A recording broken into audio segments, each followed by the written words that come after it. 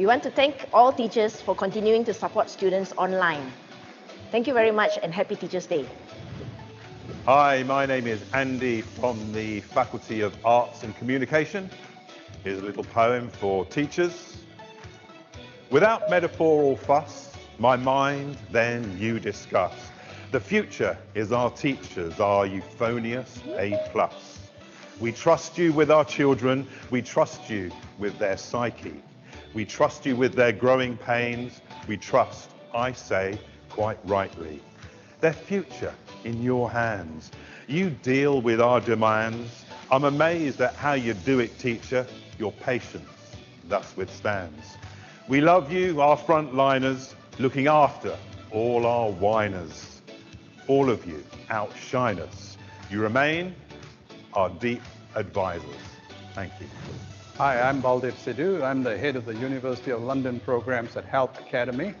And in our programs, we've always believed that a teacher's job is not just to fill a pail, but to ignite fires. And I'd like to call out to all my staff who've done incredibly well and to keep lighting fires. Happy Teachers' Day. Thank you. Hi, I'm Anna. I'm from the Department of Languages. I used to be a teacher, but now I'm a lecturer with the Help University. And the programs that we're offering are actually to help the students to become teachers. And I always tell my students that it's not what you teach, but how you teach, and you need to have that passion. So I want to wish all teachers blessed Teachers' Day. Hi, everybody. I'm Dr. Gore, Education Department. I'm standing here today because of teachers. Teachers who were once parents, teachers who were individuals and adults, who were guides and mentors, and who made me what I am today. And I hope that I will take from the example and make others go towards their own dreams and success. And for Teachers' Day, I would like to say that all teachers are great. They are great guides, they are great mentors, and everybody be proud and happy that we have this wonderful vocation. Thank you. Hi, my name is Kit, and I'm from the Department of American and Canadian Education. So when I was in school, all my friends all wanted to be science majors, physics, accountants, but I was a history guy. And I sort of stuck to that. And why was that the case? Because of one particular teacher, the late Mrs. P.T. Singham. The way she teaches history inspires me to do the same. And so today, I am also a history lecturer because of my teacher. So on behalf of all teachers all over the world and in Malaysia, happy Teachers' Day. Hi, my name is Elaine. I'm from the Department of Psychology. I just want to say that teaching is a profession that is full of sacrifices.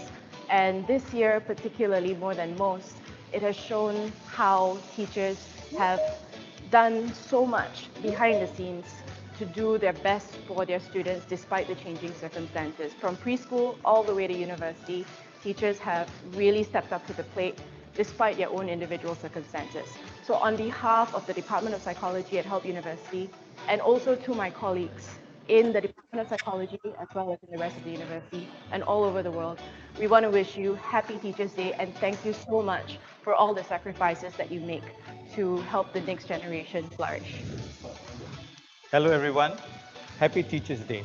I want to take this opportunity to wish all my teachers from Standard 1 right up to my college days happy Teachers' Day because they not only guided me, they nurtured and molded me to become who I am today. I am reminded by a quote about teachers. Mediocre teachers tell, good teachers explain, superior teachers demonstrate, and great teachers inspire. My dear teachers, inspire and be inspired. I want to thank my lecturers in the department for being wonderful lecturers in nurturing our students. Happy Teachers' Day and may God bless you all. Thank you. Hi, I'm Vasanta from the Faculty of Law and Government. I'd like to wish everybody a happy Teachers' Day.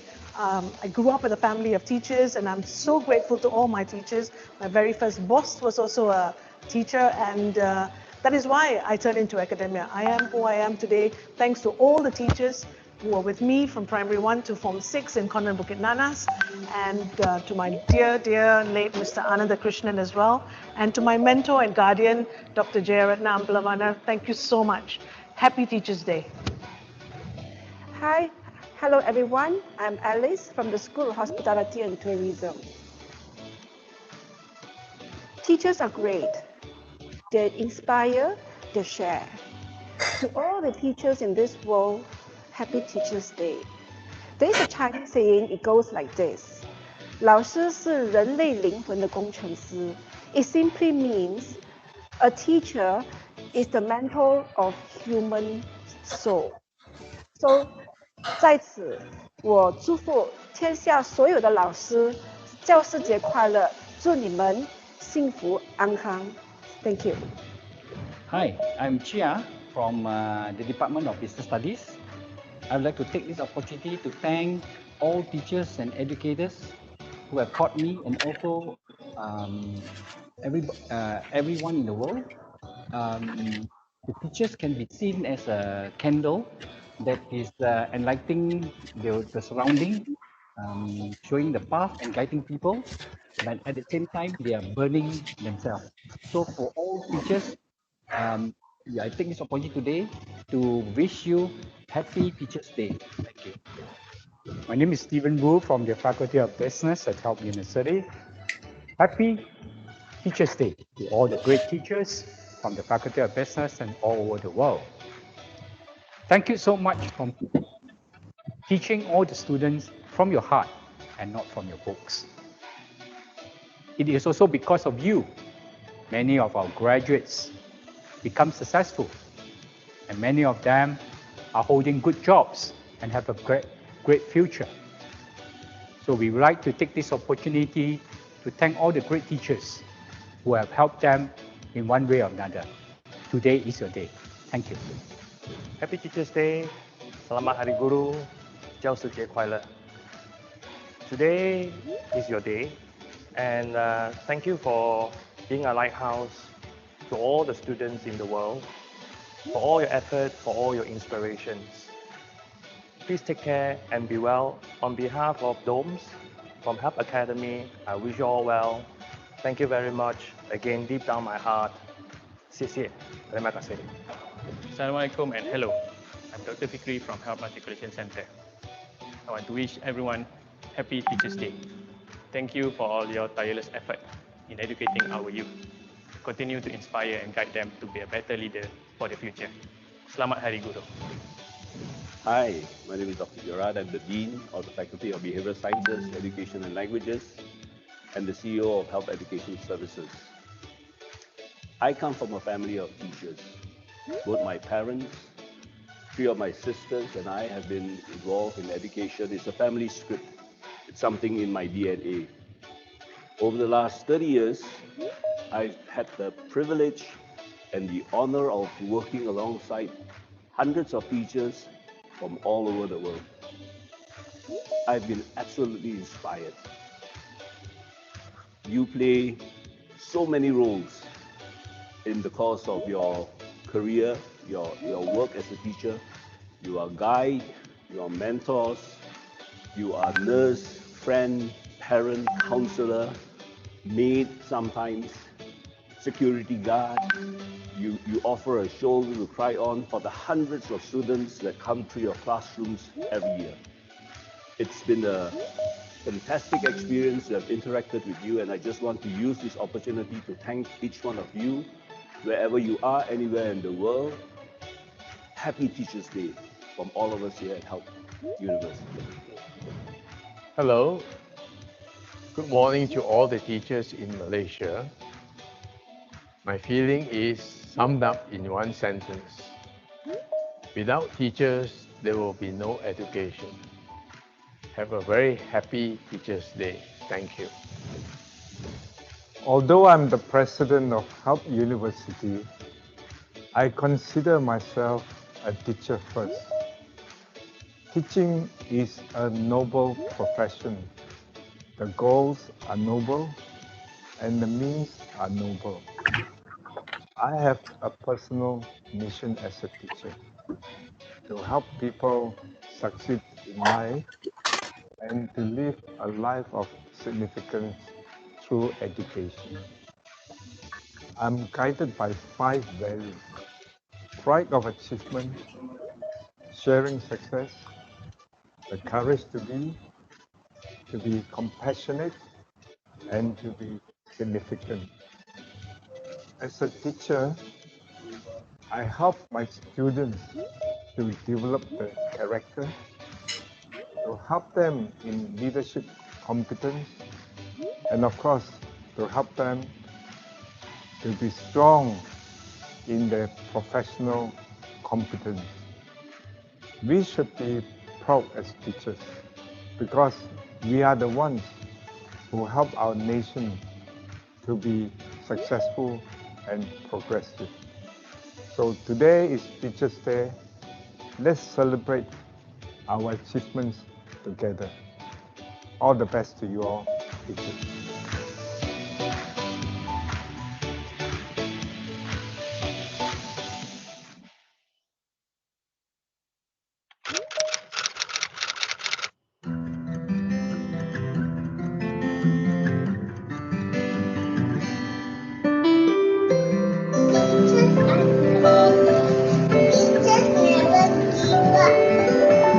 Teachers have patience.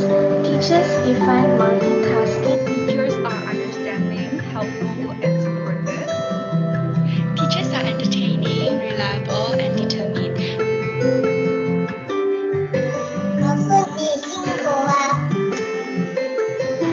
To all the teachers that has continuously guided us and supported us throughout the years, Happy Teachers Day.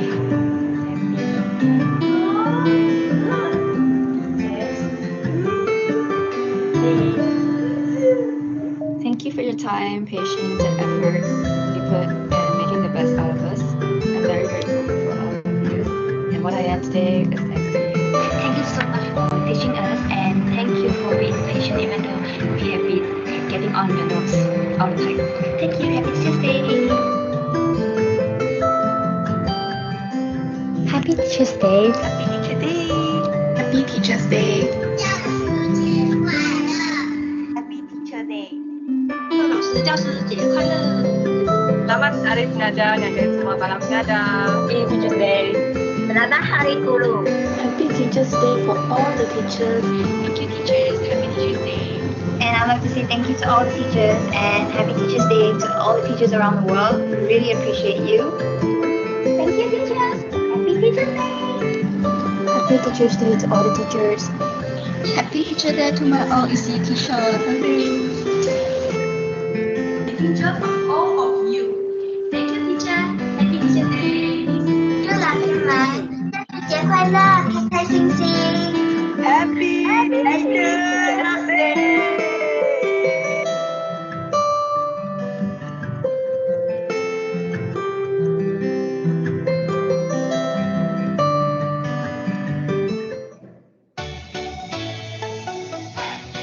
Hi, I'm Shu Min from the School of ICT, Help University. We want to thank all teachers for continuing to support students online.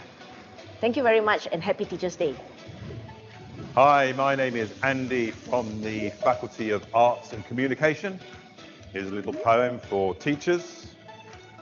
Without metaphor or fuss, my mind then you discuss. The future is our teachers, our euphonious A+. We trust you with our children, we trust you with their psyche. We trust you with their growing pains, we trust, I say, quite rightly.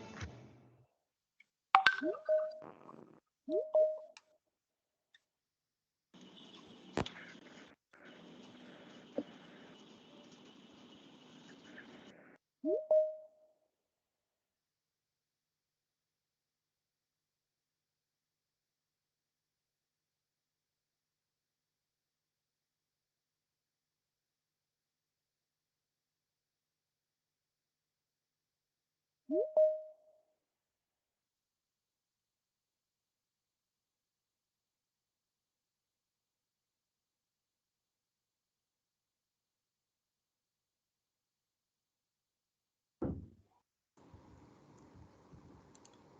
afternoon, everyone. Welcome to our second Teachers' Day series workshop, and thank you so much for registering for the series. We'll be having a series of workshops throughout the week, so if you would like to register for the workshops, I'll be posting up the link on the chat group, so feel free to register to book your seats. For this session, we actually have a large range of participants from school counselors from SMK, SMJK, international and private schools, and home schools, education agents, school principals, and even kindergarten teachers. So welcome, everyone. Now, just a couple of house rules. Please mute your mics and do not display your video throughout the session to minimize distraction in the session. If you have any questions, please post your question on the chat box for the moderators to read out. Now, at the end of the session, we'll be conducting a separate course counseling session. We'll be posting up the links later on. Now, for this session, I'd like to introduce you to our speakers. First, we have Mr. Ng Kim Huat. He is the Country Director of Cambridge Assessment International Education. And the second speaker, we have Miss Evelyn Boyhead. She is the Head Central for Continuous Professional Development for Help Universities. And for our moderators, we have Dr. Gerard Lewis, the Dean of Faculty of Behavioral Science, Education and Languages for Help University. And we have Mr. Gregory, Manager of Customer Marketing Department. So without further ado, over to you now, Dr. Gerard. Thank you very much, Shinin. Can you all hear me? Yes. Shinin, can you hear me? Yes. Yes, we can hear you. Are you able to see the slides that I've just shared also on the screen? Yes. Excellent. Yeah, okay. Yeah. So we are actually waiting for quite a few more people to join in. Apparently, we've got a oversubscribed session this evening, and we are very fortunate and thankful to all of you for taking the time to be with us. We expect about 300 over people coming in, and in our session this morning, we just didn't have the space. So if you could just allow us to take a bit of time admitting people in so that we as many people as possible benefit from this session. Yeah.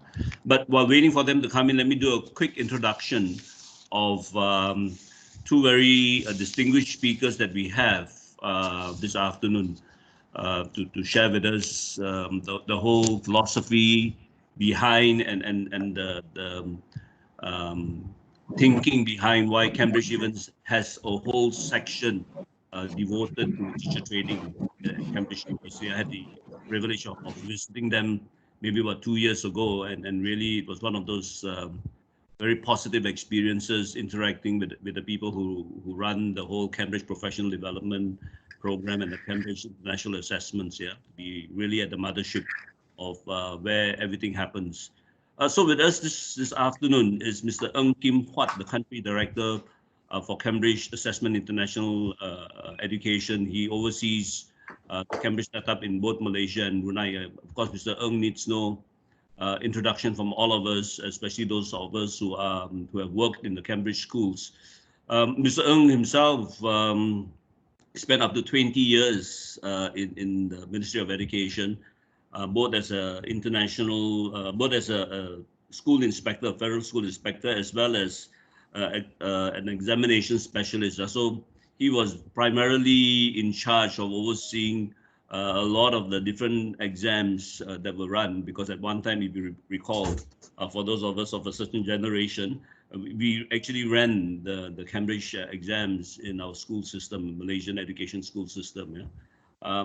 And Mr. Ng therefore brings with him those years of experience, as well as, of course, him being one of the longest standing country directors for Cambridge. I think that speaks volumes of the trust that Cambridge has on him to oversee the development of our Cambridge, the Cambridge programs in all the schools that adopt the Cambridge curriculum. Yeah. So welcome, Mr. Ng, and thank you so much for being with us.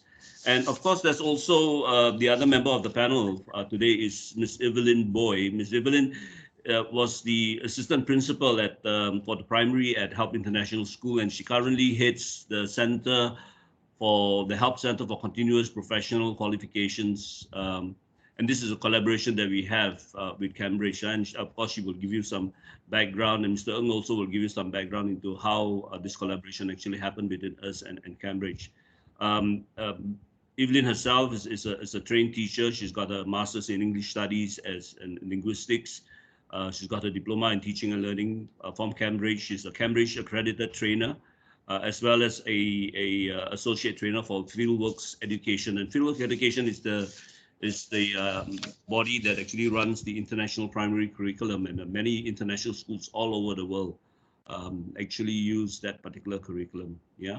So without further ado, let's get started. I hope as many people as possible are already in the session. And Mr. Ng, let me pass it on to you to share with us, primarily to answer that question, why. What was the thinking behind the setting up of professional development programs and courses for teachers? How important is this?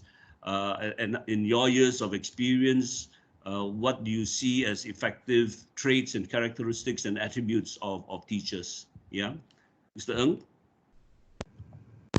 Hi, afternoon, Gerald. Thanks for the very kind introduction, and welcome. Good afternoon, everyone. Okay, I think in line with Teachers' Day, it was quite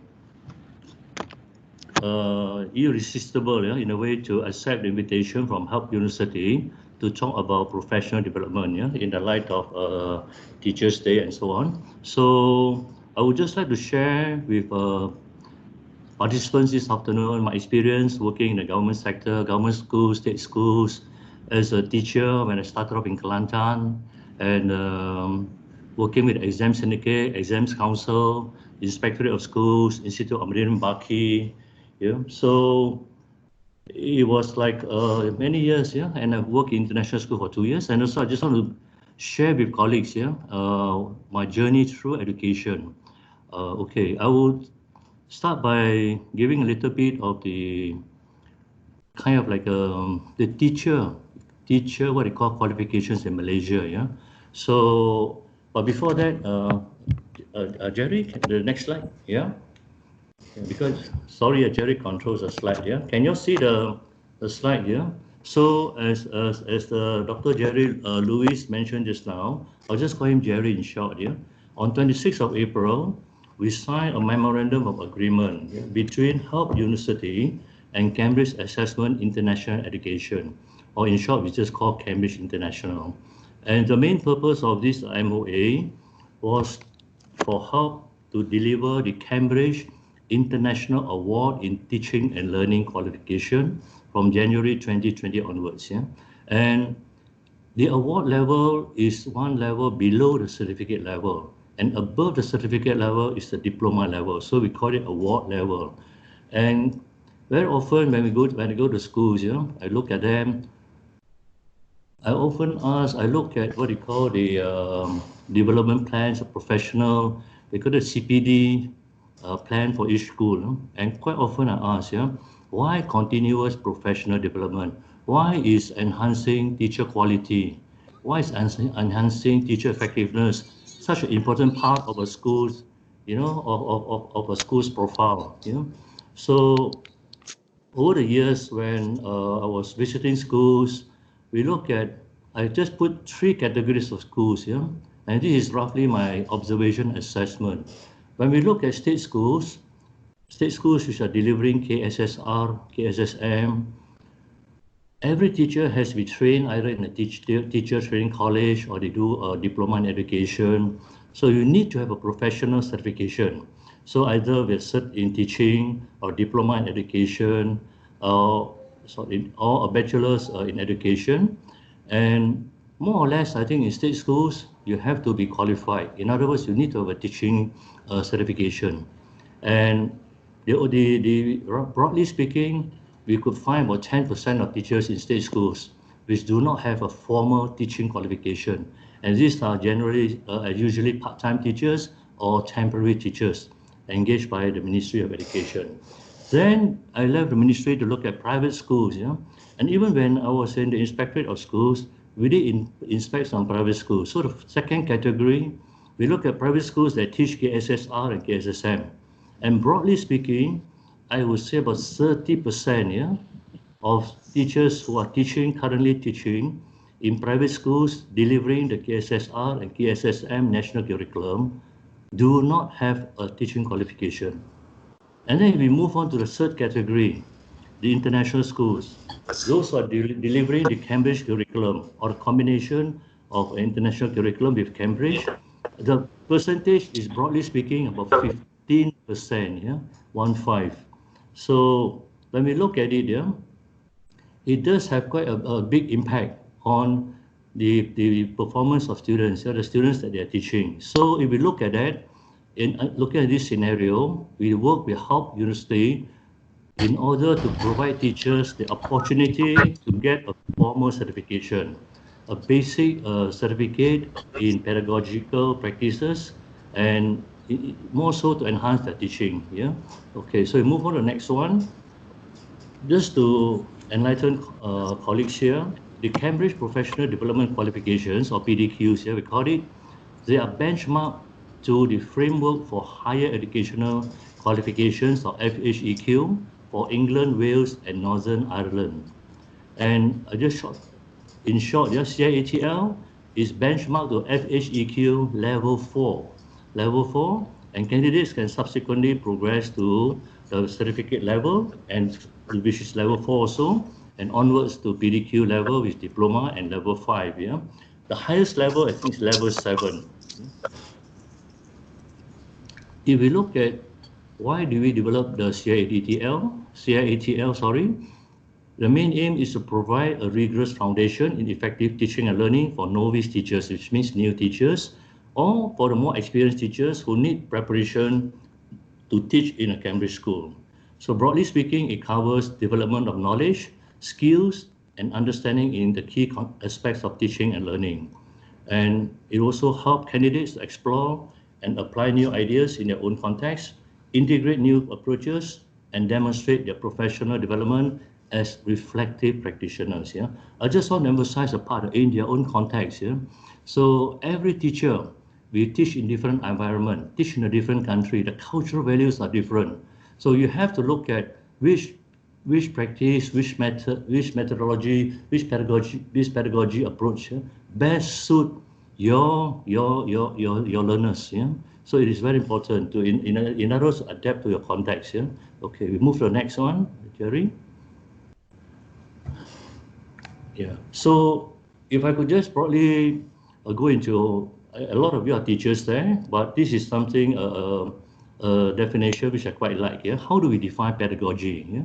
So it's just a quote that I took from Robin Alexander, and it says pedagogy is what one needs to know and the skills one needs to command in order to make and justify the many different kinds of decisions of which teaching is constituted. So broadly is pedagogy. Okay, then we move on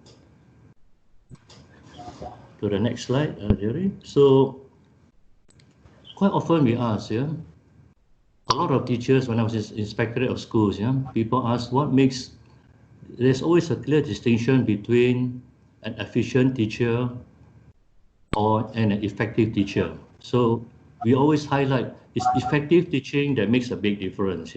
So we look at what are the characteristics of effective teaching. I just run through it quickly on effective teachers.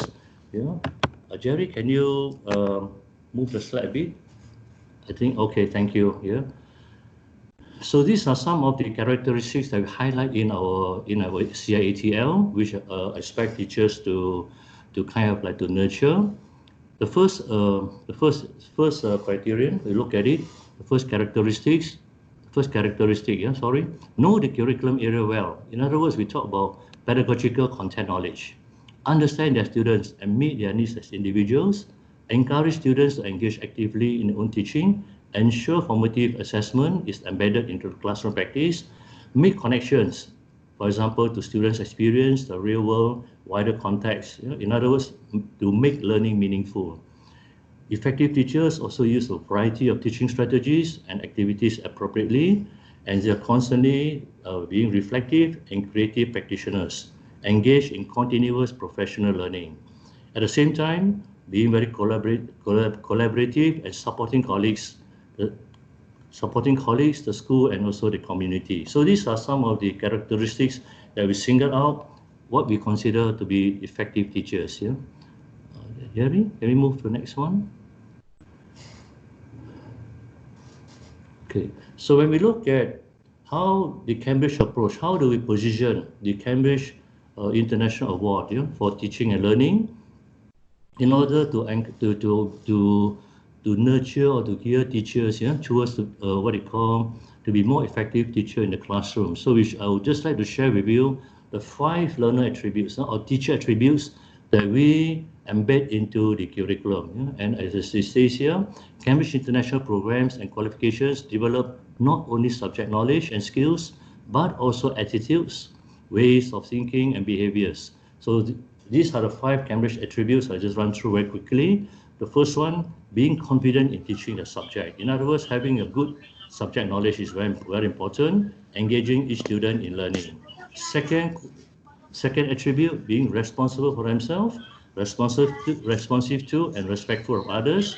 The third one, reflective as learners themselves, developing the practice. The innovative teacher is what we put in the current context, innovative and equipped for new and future challenges.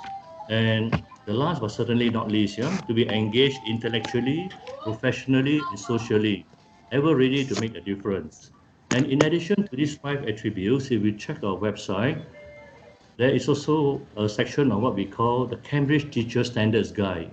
And this guide provides benchmarks of teaching based on international research and good practice. And of course, its ultimate aim is to encourage excellence in student outcomes. And quite often, if you attend educational seminars for teachers and so on, every now and then, you always hear this phrase that the single most important factor that has the greatest impact on students' achievement of performance is always teacher quality. You can't run away from that. Okay. So these are the 5 teacher attributes that we embed into the Cambridge International Award for Teaching and Learning. So we move on, Gary. Yeah. So Mr. Ng, I think you raised some very pertinent points. Yeah.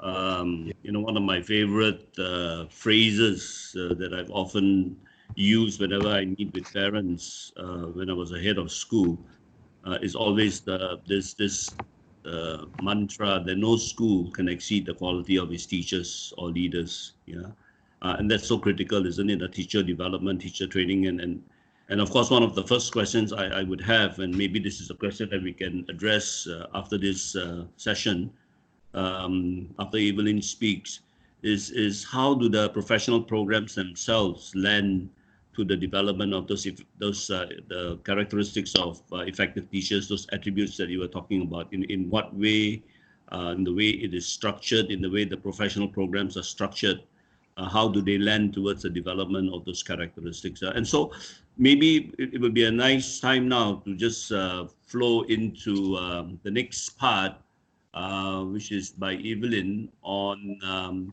how what are the different programs that we have available, in Cambridge that will lend itself towards the development of teachers. So Evelyn, over to you. Okay, thank you so much, Dr. Gerard. Thank you so much, and good afternoon, everyone. Now, before I go into the programs that we offer as a center, I would like to highlight some of the underlying approach that is adopted by the center. Now, I'm sure most of us here, we have attended teachers training, or we have attended training on teaching and learning. And most of the time, I'm sure you can identify with me that as much as the head knowledge, as much as the learning theories, the pedagogy, and whatever that we acquire during the training is good, what we are really looking out for is how we're going to transfer those knowledge into the classroom to make the lesson effective.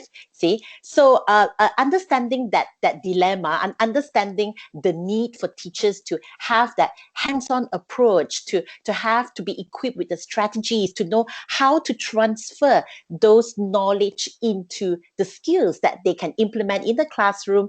We have catered to those needs with the program that we offer. Yeah. So next slide, please, Jerry. Yes. Yeah. So next slide. Okay, so in our center, we provide qualifications for Cambridge International Award, Certificate, and the Diploma program. Okay, I'll explain more on this in the following slides. Next slide, please. Okay, so there are 4 learning areas in any Cambridge PTQ program. And the 4 learning areas, they are guided learning, individual, collaborative, and work-based learning. If we look at all these 4 areas of learning, it creates a holistic approach whereby you have that contact time with the trainers, with the facilitators. This is when you learn about new strategies, approaches, the theories, the fundamental aspects of teaching and learning. And then you have the individual learning whereby you take that time to read, research, reflect, and think how you're going to use that in the classroom in your own practice. This followed on with collaborative learning, whereby we will provide a platform or avenue for you to work in groups with teachers from other schools to share and exchange experiences and ideas. And then the assignment to complete the portfolio will actually require you to put into practice some of the things that you have learned into your current work practices, and then that is when you have the mentoring program, which is a very important element in the Cambridge PDQ, and also how you will observe other teachers' lesson, get feedback, work in your department, and have those discussions. Okay, next slide, please. So this is an overview of the Cambridge pathway that we offer in our center. So you can see here, there are basically 3 modules here, Module 1, Module 2, and Module 3. So Module 1 will enable any participants to complete with a certificate in teaching and learning. Okay, but what is different here is the certificate level has been broken.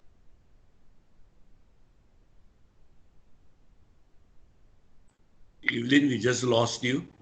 We just lost you. Can you just check your volume, your sound volume? I just lost you. Okay, can you hear me now? Okay, good. Yeah. Okay, so sorry. So where was I? Okay, I was explaining the Cambridge pathway. That's okay. Right. All right. So I was saying that in our center, we offer the certificate and the diploma in teaching and learning. Okay. So you can see here that the certificate is actually module 1, and then you have the diploma, which consists of module 2 and 3. Now let us look at just module 1, which is the certificate in teaching and learning. So to complete or to get a certificate in teaching and learning, it is broken down into 2 different stages. So stage 1 is what we call as the award stage, where you complete unit 1 and unit 2. And then you continue on with unit 3 to complete your module 1, which is to complete your certificate level. So later on, I'll explain why do we even want to have the award stage. Why can't we just do like what a lot of centers are providing, whereby just go straight into doing the certificate, just go straight into completing the 3 units. And here, I would like everyone to also note that from unit 1, unit 2, from the award, to unit 3 of the certificate is actually a progression in knowledge and also in skills. So you see how from unit 1, it's about the theories, the principles of learning and teaching, and then moving on to teaching an effective lesson, and then facilitating active learning through effective teaching and assessment. Okay, next slide, please. Right, this is the award journey. Okay, so just now I mentioned why even bother going through the award stage? See, so the award stage itself, you can find 3 different levels. You have the explore stage, the engage, and the experience. Okay, what does it mean? What does it mean by going through the explore, engage, and experience, and along that journey with the discussion, observation, workshop, and what does it mean? Okay, next slide, please. So the 3 phases or the 3 levels of the award. So firstly, we want candidate to be ready to prepare them to absorb the new learning, just like how we would prepare our students to absorb new learning by encouraging them to refer to their prior knowledge and also assessing what they already know. So this is the same approach, whereby the explore stage is like an orientation stage, whereby candidates are given reading resources. They go through the reading resources, the expectation. So we do a bit of diagnostic assessment to see how much they know and how much more they want to know before entering into the next phase, which is the engage. Now, engage is a 6-day face-to-face training. And this 6-day face-to-face training, it's a continuous 6-day training whereby teachers themselves or the participants themselves, they experience how is it like at the receiving end when active learning is being practiced. So in short, the trainers will be modeling active learning strategies. The trainer will be modeling assessment for learning strategies. And as they learn about these approaches and strategies, they actually get to experience it themselves, how their learners would feel learning using this approach. And we have the micro teaching, we have the one-to-one tutorial sessions. So these 6 days face-to-face training is very crucial, and that is one element that is different from just joining the certificate and skipping this award stage. And of course, we do not stop there. We understand how continuous support, continuous guidance is very important. And that's why during the experience stage, this is when we guide and we support the participants to put into practice whatever skills or knowledge that they have gained from the explore and engage into their classroom practices to complete their assignments. And this is when they'll be supported by their mentors. So each candidate is required to have a mentor, and we normally encourage candidate to have a mentor that's from their own school, so that that learning journey will continue on after they have completed this program. Next slide, please. So this is just a glimpse of the training session. So in summary, our award stage, you have the breakout sessions, the different breakout sessions, the discussion, the micro teaching, one-to-one tutorials, and we also have the reflective practice being embedded into the session, because we want to cultivate a reflective practice culture among the teachers or participants. Next slide, please. So these are the areas, the different principles of teaching and learning that is covered in the program. So you have active learning, assessment for learning, reflective practice. Next slide. And in short, this summarizes what we do during engage, during the whole award journey. So we have the learning workshop. So that is the theories, but we don't just stop at the theories. We help you transfer those knowledge into the classroom by giving you practical support, and also practical support to complete your assignments. So you can see here, everything is connected. Just as how it is important for us to ensure that when our students learn, they are learning not in isolation, that their learning is connected to their prior knowledge and is connected to their surrounding. We're ensuring that the participants or the teachers are having the same kind of learning experience. Next slide, please. So what are the candidate requirements? So to do this program, you are required to be teaching in a school, okay, for a minimum of 24 weeks, a minimum of 6 hours per week. So this 6 hours per week, it doesn't have to be of the same subject, but as long as you have at least 6 hours of contact time with at least 6 students in each class. Next slide. So if you'd like to know more about the journey, the courses, why even go through award, why does it matter, feel free to email us at inquiry.helpcpd or visit our website. Our website would have videos and also testimonies by the teachers who have attended the course. Yeah. So thank you very much. That's from me for now. Thank you, Jerry. So one of the things we talked about, Mr. Ng and Evelyn, you mentioned some of those concepts already in terms of teaching and learning. What are some of the key things that participants in those different training programs will take away from attending any one of those courses, professional development courses, and why? How does Cambridge see that as really important for teachers, anyone who plans to go into the classroom? Why is that important from a Cambridge perspective? What are those concepts in terms of teaching and learning that you actually address when you go through the training? Can you say a little bit more about them? Okay, I would like to highlight one of the areas in teaching and learning that we covered in the program, and that is active learning.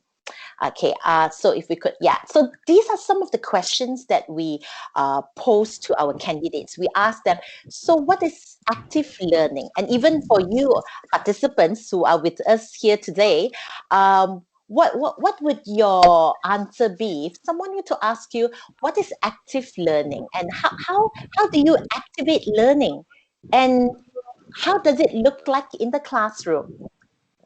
So if we go to the next slide. Okay, so now if we look at this, if we look at this picture of this is taken from a classroom. Okay, so if we look at this, everyone is busy. Teachers are busy, students are busy. Everyone is doing something. So most of the time, when we look at this picture and we look at a busy classroom, we think that, wow, this is what our parents want to see. This is what well, if the senior leadership team were to do a lesson observation and they were to walk past my classroom, they better see this. Okay, if they don't see this, then they'll be saying that, me as a teacher, I'm not effective, I'm not teaching, you see. So we see a very, very busy classroom, and a lot of time the misconception is a busy classroom is a classroom where active learning is taking place. So that's a misconception, because the question here is, Jerry, can you just click? Yeah, so the question here is, are they busy doing or are they busy learning? So our learners could be busy doing a lot of things.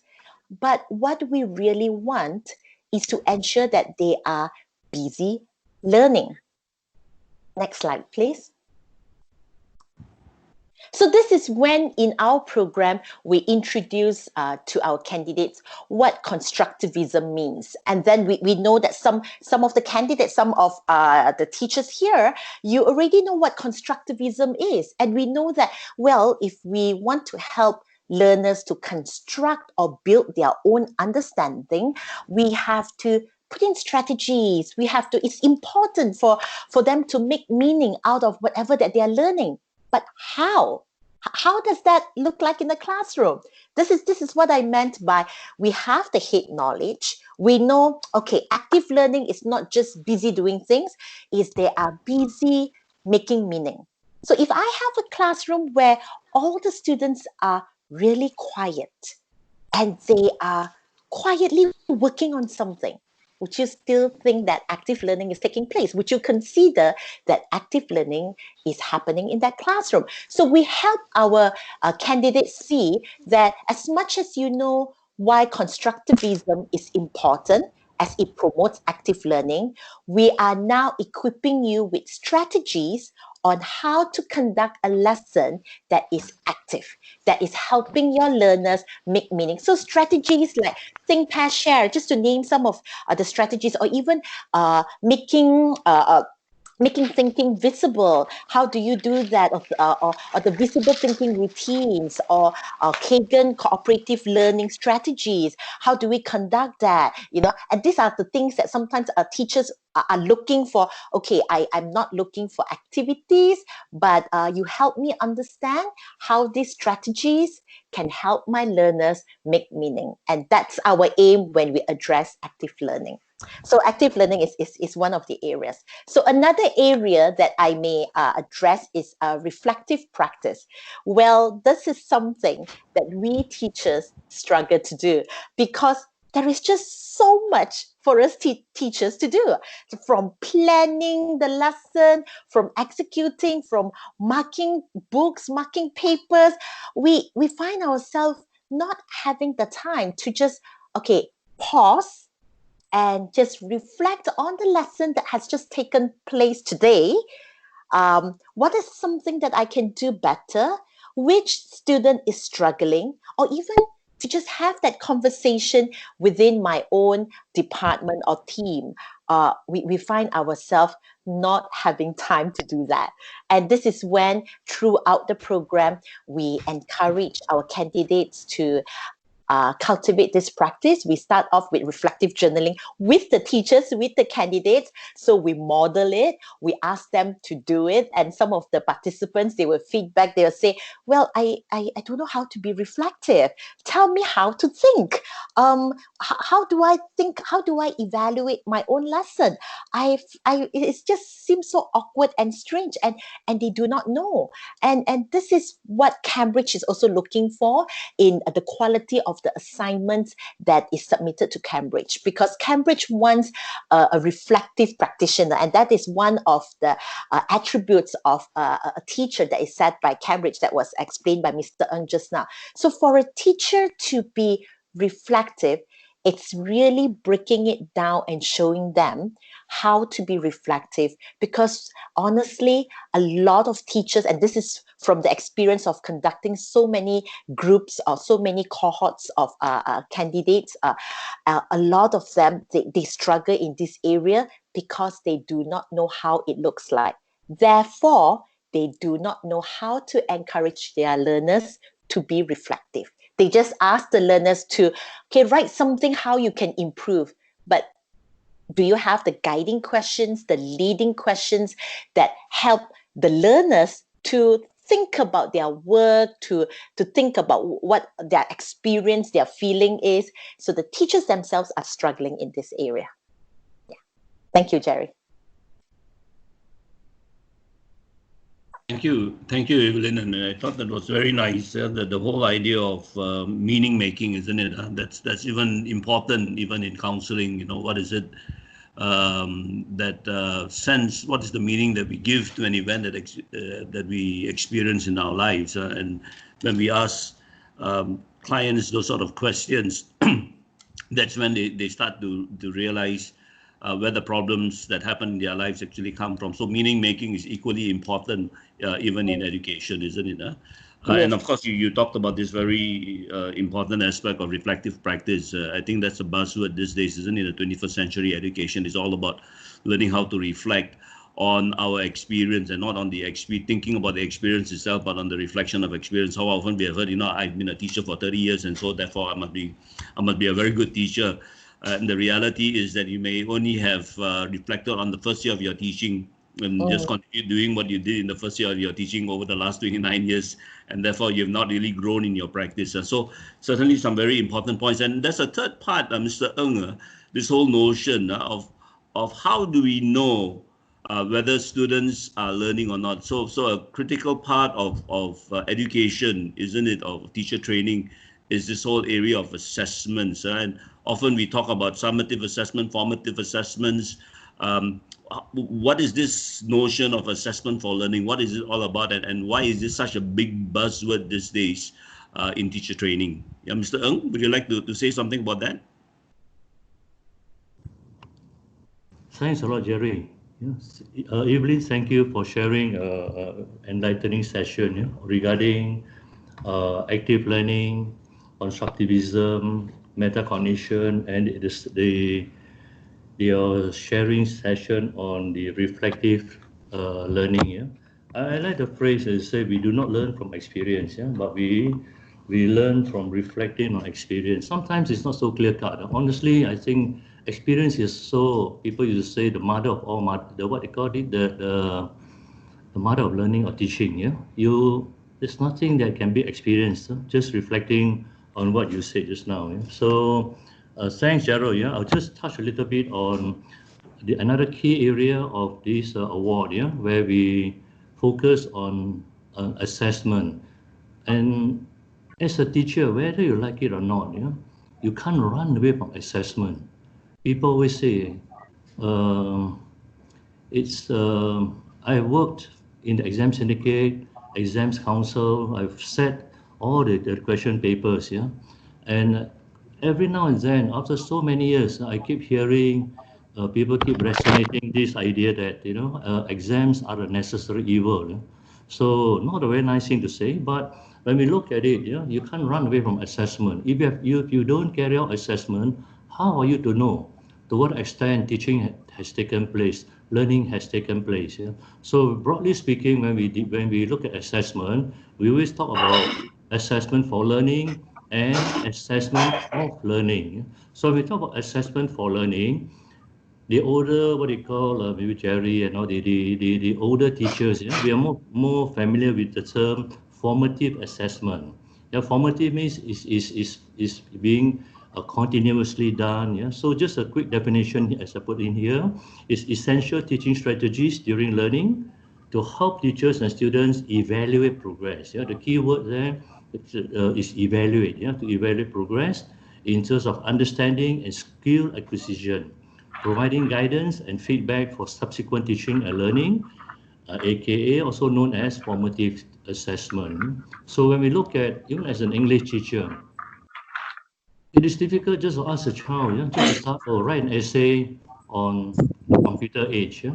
So how do you write an essay if you don't teach a child what's a phrase, what's a word? You start from the word level to the phrase to a sentence. Yeah. So you talk about paragraphing. You talk about the what they call the introduction of an essay, the body, the conclusion. These are all parts that will make the whole. Yeah. And every part is actually an important part. Yeah. I remember during the days when we introduced KBSM, KSSM, yeah, KBSR and KBSR and KBSM, yeah, where we help teachers to do assessment, and teachers were beginning to look at, they always say formative versus summative assessment, yeah, but they're not really versus. They always say formative and summative assessment. Formative assessment complements summative assessment. So when we talk about assessment for learning, it's very important because if we monitor the exercises that we give to our students, yeah, and then keep track of it, you can always make use of their work, and then look at how you can improve. Yeah, and if we look at modern pedagogical practices, yeah, a book that is often quoted in whenever I attend education workshops, yeah, is this book by John Hattie, Professor John Hattie.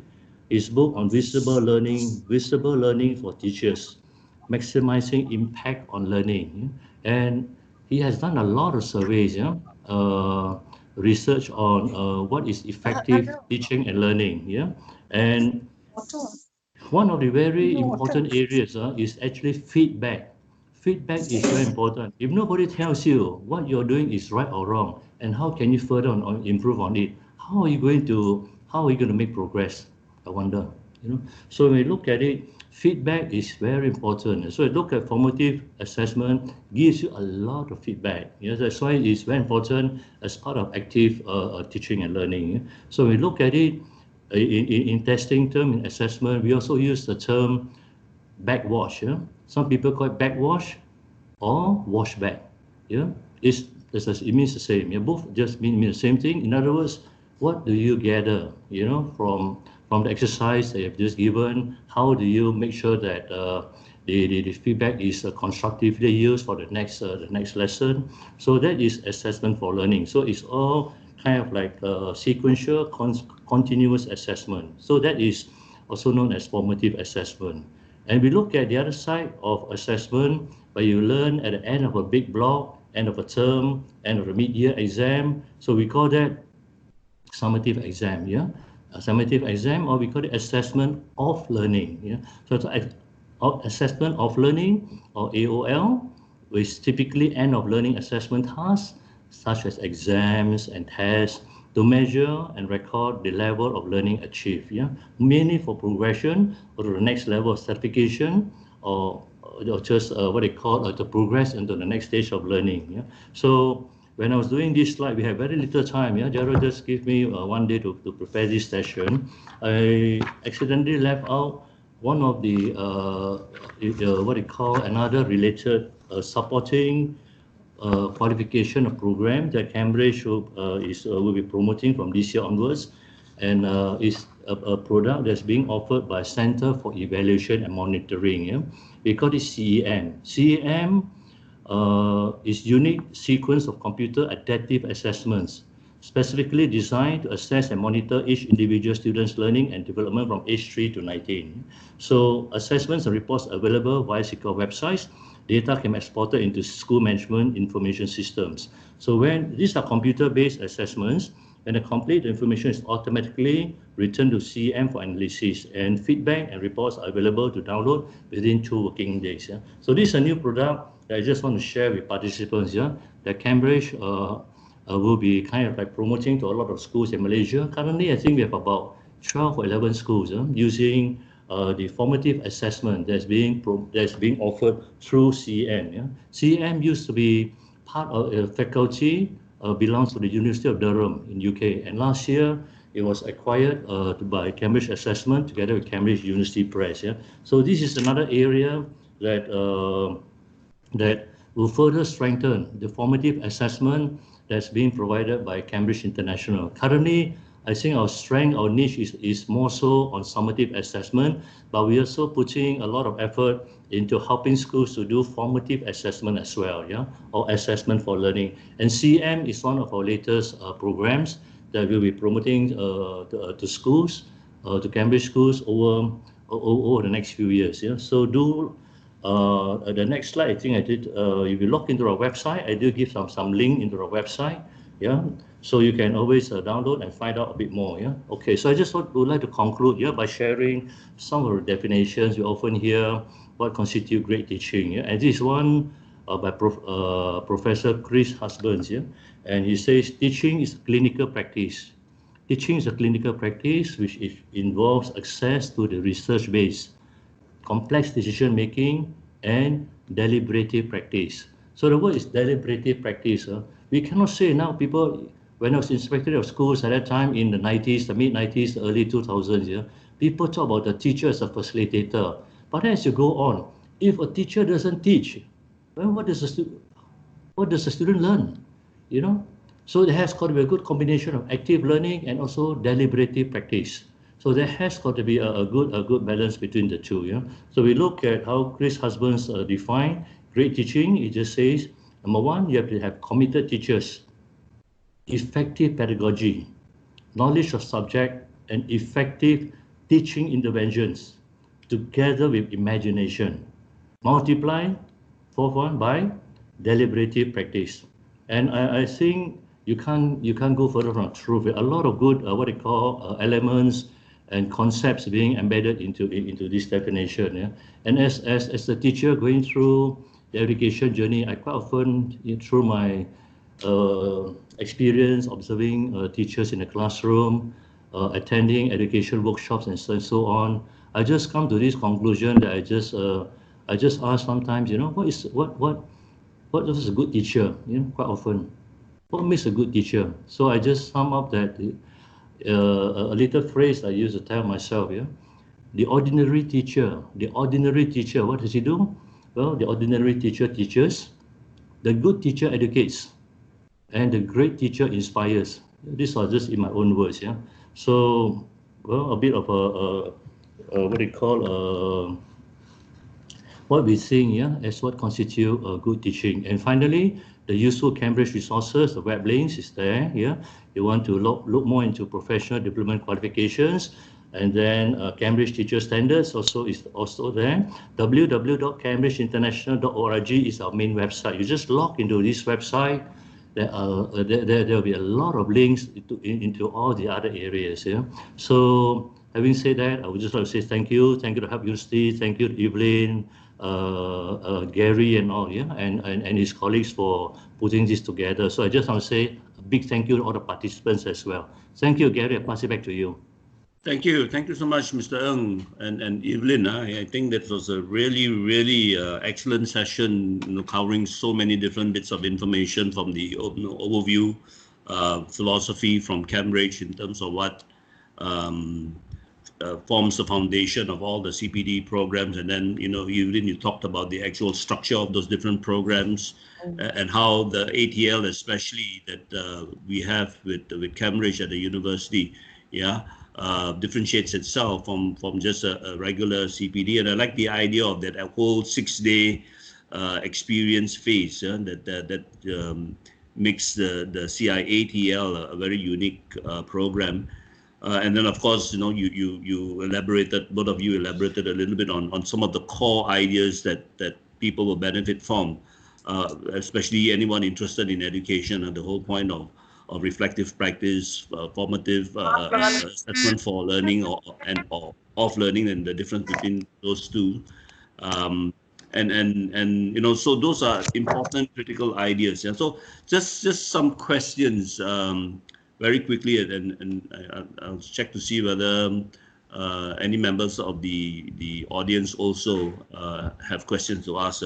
So Mr. Ng and Evelyn, maybe the first question often that we are asked is, if I'm a public school teacher, right, and differentiate that with the international school teacher. If I'm a public school teacher, what's the benefit for me? I mean, is this MQA recognized? Am I required to do this? How does that really help me in my career if I'm teaching in a state school? Yeah. Any question? Any response to that, Mr. Ng? Evelyn, I'll answer first, yeah? Okay. Yeah, thanks, Jerry, for asking that question. Quite often, when we embark on something, okay, you say, I want to sign up for a course on teaching on this certificate or award level for teaching and learning. What are the benefits of it? Is it recognized by the Ministry of Education? Is it recognized by JPA?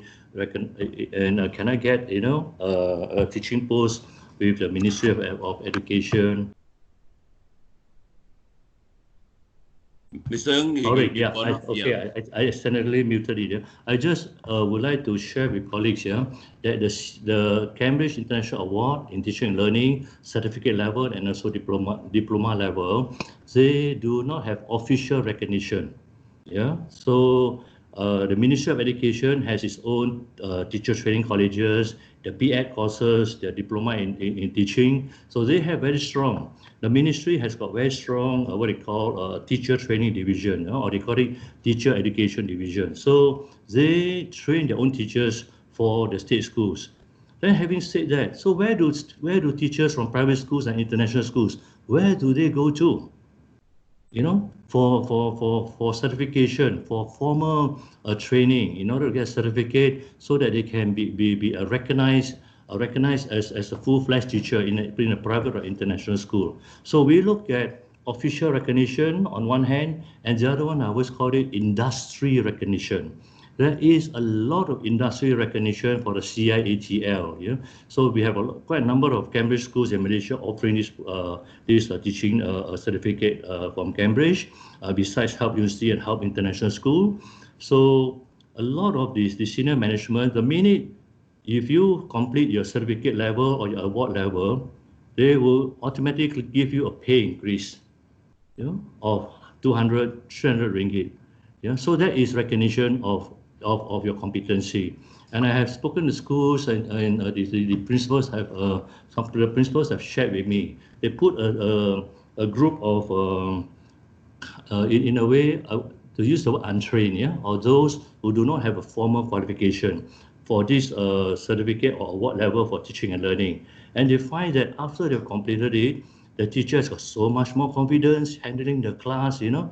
So and the pupils, you can see that it's such a world of difference, you know, teaching the students. Yeah. So there are of course a lot of benefits, yeah, in what they call undergoing a professional development course. Yeah. So we call that industry recognition in terms of incentive, and of course you'll have more chances of promotion as well when it comes to promotion, you know. But the best thing of all, yeah, if you have a passion, you have a conviction to be a teacher, you know, focus on professional development. Your student can see that you're becoming a better teacher with each and every passing day, you know. And you look at Teachers' Day, you know, the first time you step in the classroom, the first year, they give you one stalk of rose, you know. But the next year, the following year, they will keep on increasing that. And after 3 years, they know that you become better, they give you a dozen roses, you know. So you can see the satisfaction of professional development. Yeah. So I just want to share, there's a lot of industry recognition. At least 15 international schools in Malaysia run this program, yeah, at their own school. And having said that, the Ministry of Education, Private Education Division, when they look at approving teaching permits, yeah, they have asked me before, Mr. Ng, how many schools in Malaysia offer the professional development awards, yeah, the qualifications? I'll tell them which are the schools. And schools which give emphasis on professional development, professional certification, will always be viewed very positively by the Private Education Division. So there's also informal recognition by the Private Education Division, because when you apply for a teaching permit, you first of all need to have an academic qualification. Besides an academic qualification, you also need to have a professional qualification, either a certificate in teaching, a PGCE, or the IPGCE, or a diploma from UPSI, you know. So this is a very useful qualification. So I just want to answer that, yeah, Gerald. So if you were a teacher, show that conviction, you know, teach with passion, and show that you are what you call committed, you know, to constantly improving your professionalism, yeah, your effectiveness in the classroom, and students can see. Yeah. Okay. I just want to reply to that. Evelyn, you want to add on, Evelyn? Okay, I want to echo the last part of what you have just mentioned. I really like what you mentioned about from one stalk of rose, then you get a bouquet of roses eventually.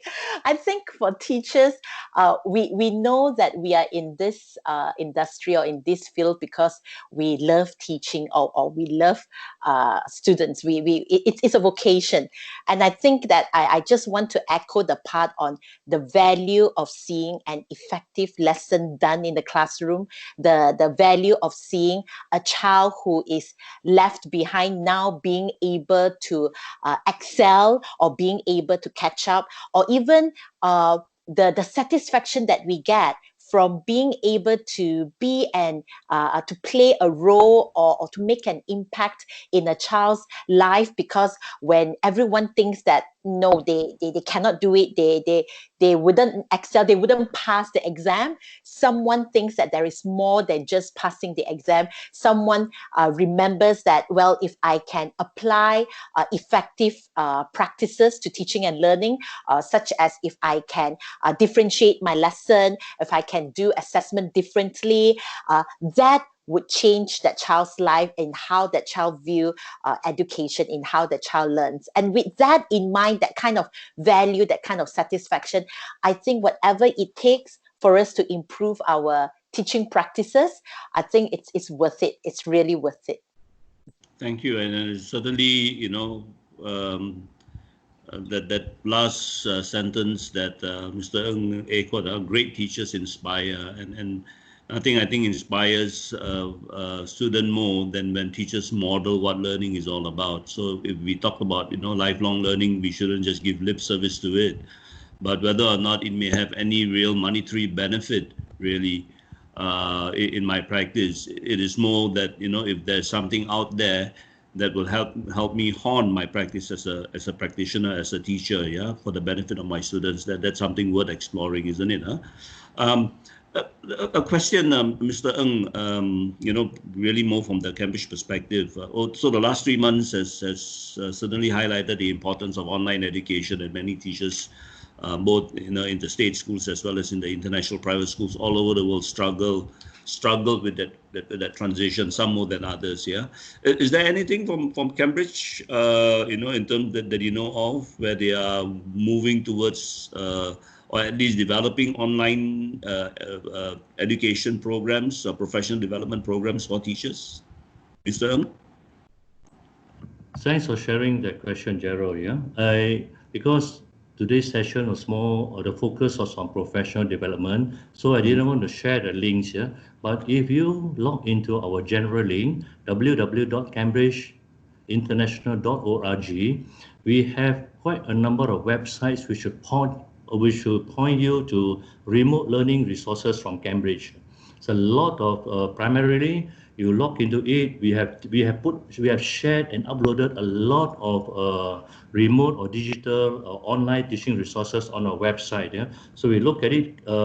It's divided into mainly the resources which are provided by our endorsed publishers. Yeah, the 3 endorsed publishers. You log into Cambridge University Press, Hodder Education, and Collins, Collins. Yeah, Collins. Yeah, these are the 3 publishers that we endorse, that we work with. They have also uploaded a lot of teaching on-screen or online resources onto their websites as well. Yeah, on top of that, there are also a lot of teaching online resources for remote teaching for teachers and students who are working from home in this period. Yeah, so we are doing our best. In fact, we keep on every day. We are getting local teachers, local expertise to also come to give webinars for us. Yeah, so log into our website. You can join the webinars. There are quite a number of webinars being organized each week. Yeah, do log into the Cambridge website. There are loads of materials on our website. Yeah, and for teachers, if you have access to the school support hub, yeah, please log into it. There are also a lot of materials there. Yeah? So we have Resource Plus, and now we are making it free during over this period. Yeah, Resource Plus. There's Test Maker, how to develop tests for your students. So do log into our website. Yeah, so thanks for asking that, Jerome. Yeah, I do hope. Excellent, that, thank you. I'm glad to know that will there benefit. are things there. Just one last question. I mean, thank you everybody also who had contributed your comments on assessments or reflective practice. I was just scrolling through the comments and the conversation. Thank you all for putting those things up there. But just one last comment before we leave. Evelyn, you talked about the importance of mentoring as part of the CIATL, CICTL process. Would you like to say a little bit more of the importance of mentoring that has been embedded into the professional development program run by Cambridge? Okay, so the program requires every candidate to have a mentor, and then and this mentor actually journey with you together in this entire journey. So we trainers, we train, we have the training session, but then that conversation, that professional development conversation, is something that you have with your mentor, and therefore we encourage candidates to actually find a mentor from their own school, because it shouldn't just stop at the end of their professional development qualification. It's a lifelong thing, you see. And this mentor is someone who will observe your lesson, will walk you through some of the challenges, you see. And we would normally work together with schools, with the senior leadership team, to identify some of the mentors. And for mentors, we always tell them this: it doesn't matter if you have not gone through a Cambridge program. No, it doesn't matter.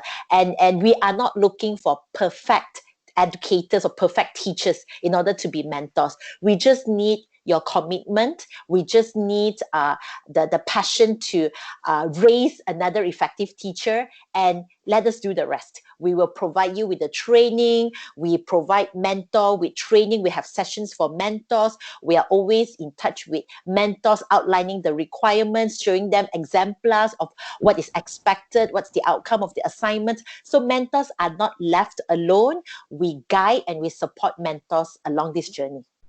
Thank you. Thank you very much. That brings us to the end of a very interesting session. And I really want to thank Evelyn and Mr. Ng for giving their time to share their thoughts with us on the whole Cambridge approach to professional development for teachers, and for all of you who are in the profession. I hope it has given you some incentive, some insight into the many different things that we can do, the different areas that we can develop in our lives, and the resources that are available out there for us to continue on our professional journey. Can I ask you to just unmute your mics now before I pass it on to Yining for any final announcements? To unmute your mics and your videos, and can you join me in giving the both of them a round of applause? Yeah. Thank you. So you see, who says we can't have some live interaction and something meaningful even online? Thank you, everyone. Yinin, over to you. Thank Yinin. you.